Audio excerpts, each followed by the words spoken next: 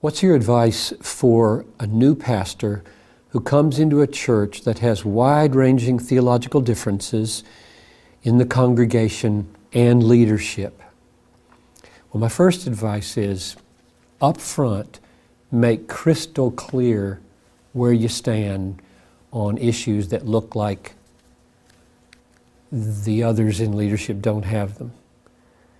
And make sure that people know what you consider important in your preaching and that you're going to say, so that they don't say after you're there, whoa, we didn't know you believed that about eschatology or about the death penalty or about divorce or about child rearing. We didn't know you believed in spanking or bigger things like Reformed theology.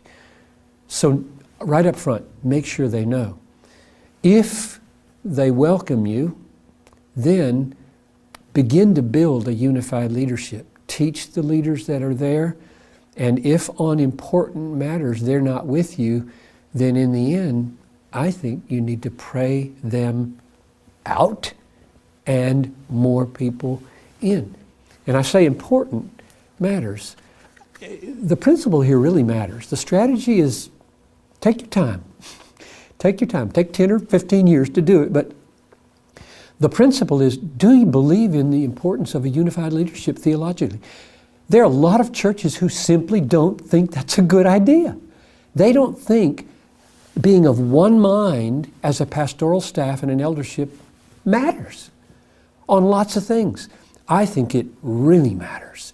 I think the teaching office of the church should speak with one voice. The elders are the ones charged to be apt to teach, and it says to guard from error and to correct people. Well, if you have the elders, one correcting this way and another correcting this way, the church will come to believe theology isn't really very important and doctrine doesn't really matter here.